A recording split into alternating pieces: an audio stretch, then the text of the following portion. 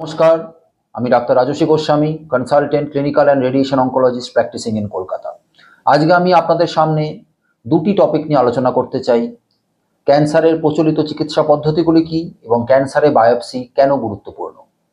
ক্যান্সারের প্রচলিত চিকিৎসা পদ্ধতিতে যাওয়ার আগে সবার আগে তো ডায়াগনোসিস, আমাকে তো রোগটা শনাক্তকরণ করতে হবে। আন্দাজে অ্যালোপ্যাথি চিকিৎসা হয় না, সবার আগে মাথায় রাখতে হবে। এটা অন্য কোনো চিকিৎসা পদ্ধতি নয় যে চোখে দেখে রোগ ডিটেক্ট করে নেব, আন্দাজে ওষুধ দেব, সেরকম নয়। আগে প্রপার শনাক্তকরণ, প্রপার ডায়াগনোসিস, তারপরে proper treatment. That is the ideal এবং সেটাই ফলো হওয়া উচিত ক্যান্সারের ক্ষেত্রে। এই বিষয়ে কোনো দ্বিমত কোনো অঙ্কোলজিস্টের বা অঙ্কোসার্জনের থাকা উচিত নয় এবং নেইও। বায়োপসি কেন গুরুত্বপূর্ণ? বায়োপসি হচ্ছে ক্যান্সারের টিস্যু ডায়াগনোসিস। আজকে একটা লাঙে একটা আপনার চেস্ট এক্স রে করেছেন বা সিটি স্ক্যান করেছেন, লাঙে একটা মাস দেখা যাচ্ছে, ডাক্তারবাবু বলছেন বায়োপসি করতে হবে। আপনি ভয় পেয়ে গেলেন, কারণ আপনি অনেক ইউটিউবে ভিডিও দেখেছেন যে বায়োপসি করলে ক্যান্সার ছড়িয়ে যাবে। এ বাবা, তাহলে আমি করবো না। তাহলে আপনার রোগটা ধরবে কি করে? আন্দাজে চিকিৎসা হবে না।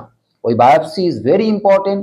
বায়োপসি করে আমাদের টিস্যু ডায়াগনোসিস করতে হবে এবং বায়োপসির ওই টিস্যু থেকে আমাদের histopathology examination, immunohistochemistry, NGS panel, etcetera etcetera, প্রত্যেকটি টেস্ট আমাদের চিকিৎসা পদ্ধতির জন্য অত্যন্ত অত্যন্ত গুরুত্বপূর্ণ।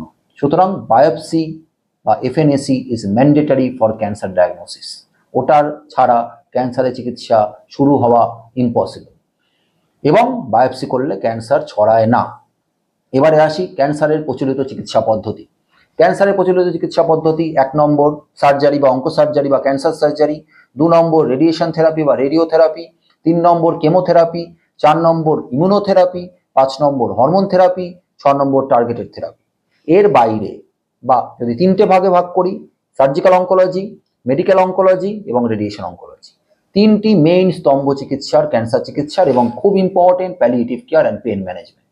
এছাড়া ক্যান্সারের কিন্তু কোনো রকম প্রচলিত ওয়েল এস্টাবলিশড ক্লিনিক্যাল ট্রায়াল দ্বারা এস্টাবলিশড চিকিৎসা পদ্ধতি নেই, এটা মাথায় রাখবেন। ধন্যবাদ।